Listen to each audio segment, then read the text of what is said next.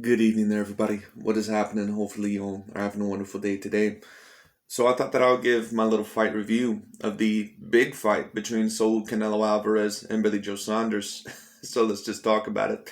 So, for those of you that did not hear, Canelo Alvarez ended up getting the job done over Billy Joe Saunders because he ended up actually stopping him in this fight, which is something that I did not predict would happen. Now, this was a weird stoppage because it kind of came out of nowhere. But I suspect, and a certain amount of other people suspect, that Billy Joe Saunders ended up with a broken orbital eye socket. So, I mean, there's going to be a certain amount of people that criticize Billy Joe Saunders for quitting in that ring, but I don't necessarily criticize fighters for quitting against certain fighters when they have a broken orbital eye bone. Because I'm not the one getting hit in the ring. I'm not the one overall that has to deal with that type of pain. And when you have a broken orbital eye socket or a broken orbital eye bone, that's not necessarily something you want to mess around with. And I've seen even the toughest of fighters quit against certain fighters because they have a broken orbital eye bone. For those of you that remember the Araceli Lara versus Alfredo Ngulu fight, you remember Alfredo Ngulu eventually had enough, and he had a broken orbital eye bone against Araceli Lara. Kell Brook, I believe, had a broken orbital eye bone against Gennady Golovkin. He also had a broken orbital eye bone against Errol Spence Jr. So even the toughest of fighters end up quitting in certain fights because they have a broken orbital eye bone. So I'm not going to blame Billy Joe Saunders, or I'm not going to judge him for quitting in this fight. I am pretty surprised that it seemed that just one solid punch caused a broken orbital eye bone, or at least, one solid uppercut, but it is what it is. I suppose any good punch can maybe cause that, because if we really want to be honest here about this fight, this was a very tough fight for Canelo Alvarez. I predicted Canelo Alvarez to win this a lot more dominantly. I predicted him to win this clearly. I do not think that this was a very clear fight for Canelo Alvarez. Now, the 8 rounds that were going on, because I believe this fight only lasted 8 rounds, and then they stopped it after the 8th round. So, what were my scorecards? It was very hard for me to score. I think I had Canelo Alvarez up by 2 points in this fight. I think I had him up by 2 points. Now, what you're going to hear from a certain amount of the other channels, and I knew they were going to do this, because once again, they're trying to promote the narrative that Canelo Alvarez is facing these weak fighters and overall facing these guys that, just ain't worth anything. And wow, Canelo was, down on the scorecards against Billy Joe Saunders. Can you imagine what Jamal Charlo and Demetrius Andrade and David Benavidez would do? Listen, what I'm going to say is this. Billy Joe Saunders wasn't a great opponent. And I told a multitude of people this before this fight even happened. I knew Billy Joe Saunders was an great opponent, and I knew overall he had the potential to give Canelo Alvarez problems. And give him problems is exactly what he did. When I had the scorecards, once again, you're going to hear certain channels that try to tear down Canelo Alvarez, like Dante's Boxing Nation or Aki TV, those guys, the LDBC channels and new media channels. You're going to hear them basically say, wow, I thought Billy Joe Saunders was up ahead like 5 rounds to 3 or something like that.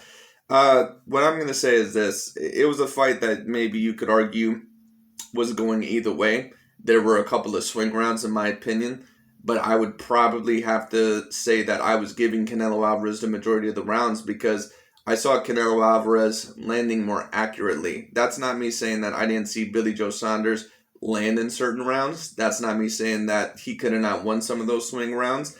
But when it comes down to it, it was very hard for Billy Joe Saunders to land in the first part of the fight. I think that he was more active than Canelo Alvarez. I think that he was throwing more than Canelo Alvarez, but he just really wasn't landing when it came to that. So it was very hard for me to give him rounds in the early part of the fight because he just wasn't landing anything. He was throwing more than Canelo Alvarez. But once again, Canelo Alvarez is such an accurate puncher that with the punches that he threw,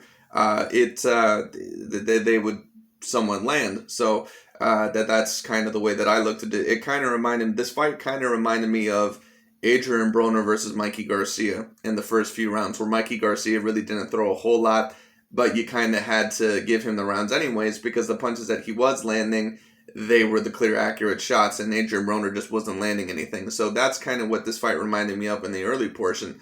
But Billy Joe Saunders was giving Canelo Alvarez a lot of problems. I think that he was doing some of the things that he needed to do, but one problem with Billy Joe Saunders is that he does not necessarily always keep his hands up. And that's pretty much what caused that one uppercut to land, which broke his orbital eye bone. And I knew something was up. I didn't know how hurt he was or what was going on, but Billy Joe Saunders wasn't reacting well to that because he wasn't throwing back any punches in that 8th round. So I knew something was up. I didn't know how hurt he was. I didn't know it was a broken orbital eye bone. But when it came down to it, he ended up once again quitting on his stool shortly after that. So it is what it is. But anyways, when it comes down to it, Billy Joe Saunders did provide Canelo Alvarez with a certain amount of problems. I liked his movement. I liked his jab in this fight.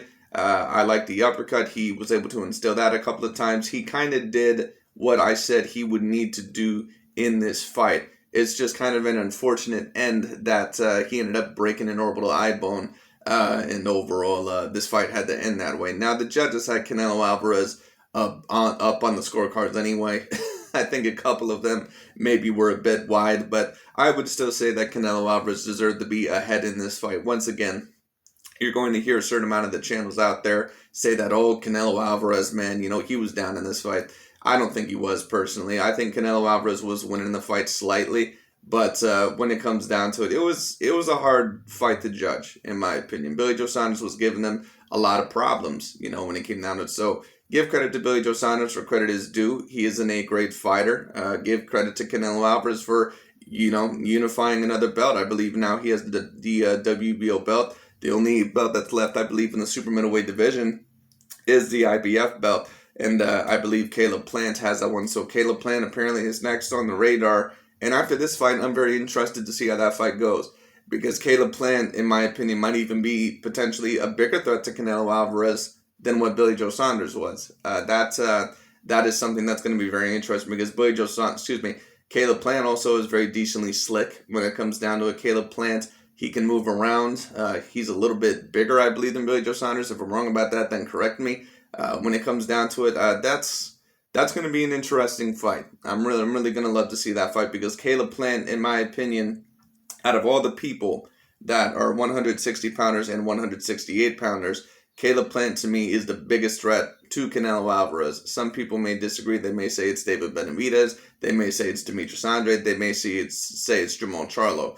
When I take a look at Caleb Plant, to me, he looks like the most impressive one. And when we talk about that slick style, which still does seem to give Canelo Alvarez a little bit of problems, Caleb Plant might be the man for the job. So we'll just have to see what happens there. One thing I'm also going to say is this, because a certain amount of people also might say, well, Canelo Alvarez, he really didn't improve all that much with the style. So he just hasn't been facing styles overall that, that he has trouble with. I think that Canelo Alvarez has improved as a fighter, and I think he's even improved a little bit against his style. I think that he was not cutting off the ring bad. I think that one thing I'll say about Canelo Alvarez is this. His defense has gotten a hell of a lot better, especially to avoid the jab, to block the jab, because Canelo Alvarez never used to avoid the jab very, very well. That's one thing I'm going to say about that. Canelo Alvarez's defense was spectacular, I thought, yesterday. It was very hard for Billy Joe Saunders, who actually looked a little bit bigger than Canelo Alvarez when it came down to it. Not even in terms of just size and reach, but even thickness here and there when it came down to it. Billy Joe Saunders, it was very hard for him to land against Canelo Alvarez because Canelo Alvarez's defense was really spectacular. It was really hard for him to get any punches through, and that's why it was just a difficult job. But I think that's a part of the reason why Billy Joe Saunders was keeping his hands down, so he could entice Canelo Alvarez to come at him, so he could counter him. But when it comes down to it, it ended up not being the right move in the end, because that's what ended up getting you punched in the eye socket and ended up breaking your orbital eye bone. So it is what it is. That is one thing about Billy Joe Saunders. He does need to keep his hands up a little bit more. So it is what it is. But anyways, I think that Billy Joe Saunders has nothing to be ashamed of. It was a gritty performance. I think overall that he did a good job. This fight did not go down as I predicted. I thought Canelo Alvarez was going to be more dominant in the fight, but when it comes down to it, I still think Canelo Alvarez is winning this fight when it comes down to it. So it is what it is. Anyways, that's pretty much about it for my fight review. Good job on Canelo Alvarez. Apparently, Caleb Plant is going to be next. I would love to see that fight. I think that that's a fantastic fight. And to be honest with you, once again, this is just my opinion. Out of the 160-pound and 168-pound divisions, I believe Caleb Plant is potentially his biggest threat. So we'll see what happens in that fight. But anyways, that's really about it for today. Thank you so much for watching. Congratulations to Canelo Alvarez for unifying another belt in that super middleweight division, and we'll see what happens. Anyways, that's it for me today. I'll talk to you all later.